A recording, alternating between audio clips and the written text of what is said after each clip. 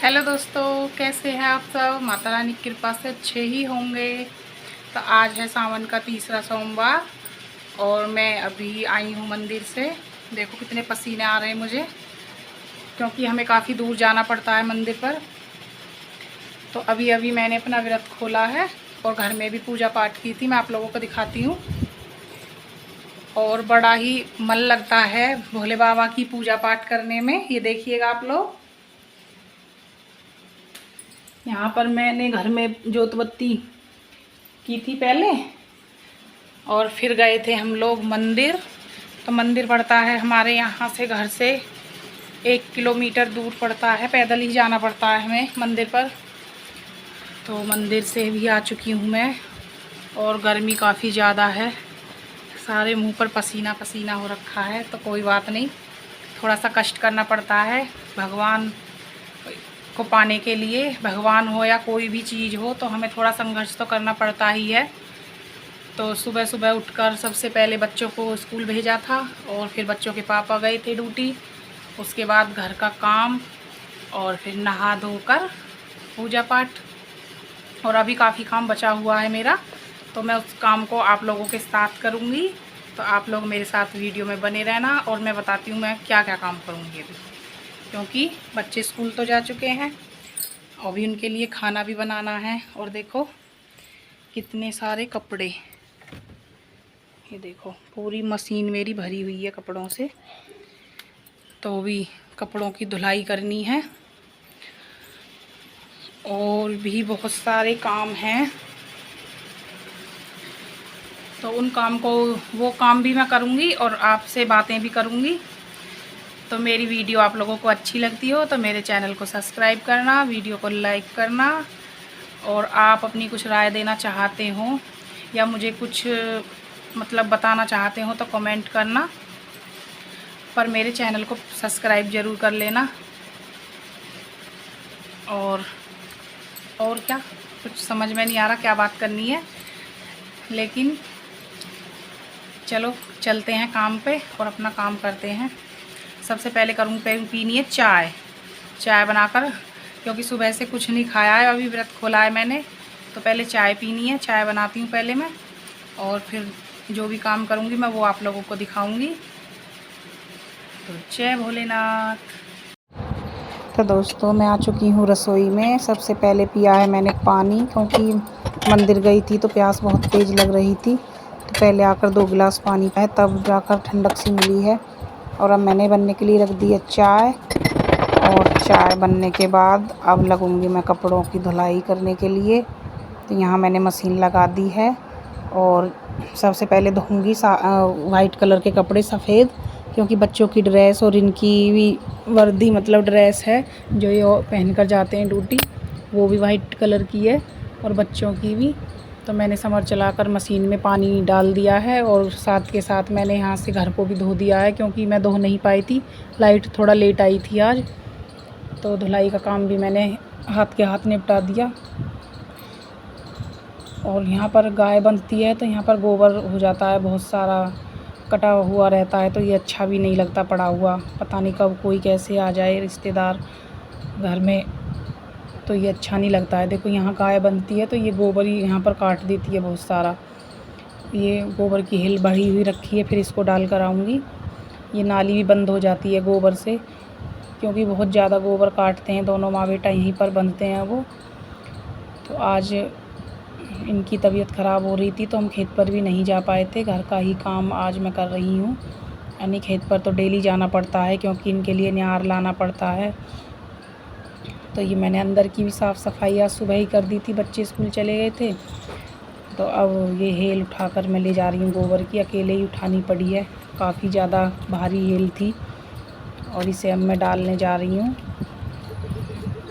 रास्ते में काफ़ी दूर जाना पड़ता है मुझे, पैर मतलब गोबर से सर पे रख के। और आज तो मुझे बहुत ज़्यादा धूप हो गई थी, व्रत खोला था मैंने, तो यहाँ मुझे जंगल में ही आना पड़ता है गोबर काफ़ी दूर डालने के लिए। तो कोई बात नहीं, काम तो खैर करना ही पड़ेगा, अपना ही काम है वो तो। लेकिन मैं आप लोगों से ये बता रही हूँ कि मुझे कितनी दूर जाना पड़ता है सर पे गोबर की हेल रख के तो मैं डालकर घर में आ गई हूँ और अब आकर करूँ हाथ भी मैंने धो लिए हैं। दोस्तों गोबर डाल के मैं घर आ गई हूँ। आप लोगों ने देखा होगा मुझे कितनी दूर जाना पड़ता है सर पे गोबर की परात को रखकर, और थक जाती हूँ। और एक बार में ही बहुत सारा गोबर लेकर जाना पड़ता है मुझे, क्योंकि काफ़ी ज़्यादा दूर पड़ता है तो बार बार नहीं जाया जाता, क्योंकि मैं बहुत परेशान रहती हूँ। मुझे थायराइड की प्रॉब्लम है और अभी वैसे एक हेल डाल कर आई हूँ तो मेरा सांस उखड़ने लगता है थायराइड की वजह से, और मेरे हाथ पैर भी कांपने लगते हैं, और ऊपर से गर्मी इतनी ज़्यादा है तो बहुत दिक्कत आती है। तो इसीलिए ज़्यादा लेकर जाना पड़ता है। तो आप लोगों ने देखा होगा कि गांव में कितनी मेहनत करनी पड़ती है, और पशु तो रखने पड़ते ही हैं, क्योंकि बच्चों के लिए दूध की ज़रूरत होती है। बच्चे पढ़ाई करते हैं तो दूध घी वगैरह की तो ज़रूरत पड़ती है उनके लिए, क्योंकि अच्छा खाएंगे नहीं तो फिर पढ़ाई कैसे करेंगे। तो सब कुछ करना पड़ता है। मैं बिल्कुल पसीना पसीना हो गई हूँ। सब जगह बारिश हो रही है और बाढ़ आ रही है सब जगह पर, लेकिन हमारे यहाँ पर कोई बारिश नहीं है। बिल्कुल बहुत ज़्यादा गर्मी और धूप है। मैं आप लोगों को भी दिखाती हूँ किस तरीके का मौसम हो रहा है हमारे यहाँ पर। कितनी ज़्यादा धूप है, घटा तो हो रखी है लेकिन बारिश नहीं आने का नाम लेती, और बहुत ज़्यादा गर्मी है और गर्मी में ही काम करना पड़ता है। ये देखिएगा हमारे यहाँ का मौसम। कपड़े धुल चुके हैं, मशीन बोल गई मेरी, उसने अपना अलार्म बजा दिया। आप लोगों को सुनाई दे रहा होगा। तो अभी मैं इनको एक बार और घुमा देती हूँ, क्योंकि सफ़ेद कपड़े हैं, बच्चों की ड्रेस वगैरह हैं, तो ये साफ़ जल्दी नहीं होती हैं बच्चों की ड्रेस, और बहुत ज़्यादा गंदी करके लाते हैं। सफ़ेद ड्रेस को बिल्कुल ऐसी पहन कर जाते हैं तो बहुत अच्छी एकदम साफ़ जब जाते हैं घर से, और जब स्कूल से आते हैं तो बिल्कुल उसको ब्लैक कलर की करके लाते हैं, गंदी।